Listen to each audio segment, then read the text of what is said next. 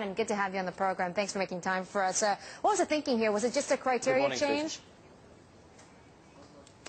Yes, Susan. It primarily is the criteria change. Standard & Poor's has reviewed its bank rating criteria, and the impact for the Australian major banks, as you foreshadowed, was a one-notch downgrade to AA-.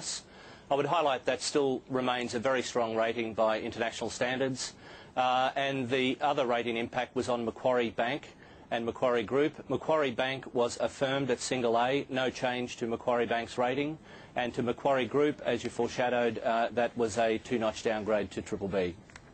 Okay, so S&P basically revising and downgrading its rating on the four biggest banks in Australia, but then Moody's giving a tick to the four banks yesterday, in fact keeping its outlook, quote, stable right now, stable outlook on these big four. Standard & Poor's, as part of its ratings announcements last night, we maintain our stable outlook on all five banks where we had a rating action. That's ANZ Bank, National Australia Bank, Commonwealth Bank, Westpac and Macquarie. And our outlook for the sector at the moment continues to be stable. The Australian economy has continued to perform quite well by international standards. It's seen as a resilient economy. The system, as in the banking industry system, is seen as having good competitive dynamics, a good institutional framework. The risks in the system, primarily on the economic side, are around economic imbalances, specifically the current account deficit. And on the industry risk side, we continue to have a watching brief on system-wide funding. But nonetheless, all those factors considered, our outlooks are stable. Okay, gotcha. Now, Gavin, I want to talk specifically about Macquarie because, as I mentioned, you downgraded Macquarie by two notches, not just one. And you're talking about, I guess, specifically risk coming from its operations outside of the country, right, and what you're calling volatile, inherently complex markets. What does that mean? Okay, sure. Really, the two main entities we rate for Macquarie are Macquarie Bank and Macquarie Group.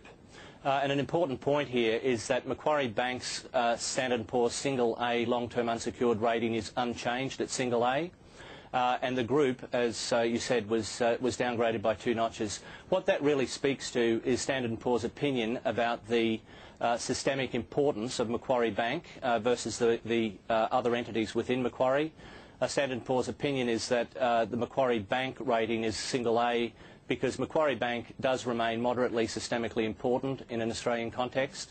Our view on the rest of the group, however, we don't believe that a similar rating is warranted. Okay, so how much of the European sovereign debt crisis filtered into your decision-making then, Gavin? Well, Standard & Poor's can't do bank ratings, obviously, without taking into account economic and industry risks. Implicit, really, in the one-notch downgrade for the majors was funding. We reviewed our economic and industry risk, or our BIC risk score for Australia, on November the 9th, and reviewed that downwards from 1 to 2. And that largely was driven by system-wide funding considerations. So to some extent you could say that we've already baked into our current ratings an expectation of continuing funding difficulties. Further, I would add that the stable outlooks take into account that funding will be well managed. Okay, so, okay, gotcha then. Gavin, thanks for your time this morning. Good to see you.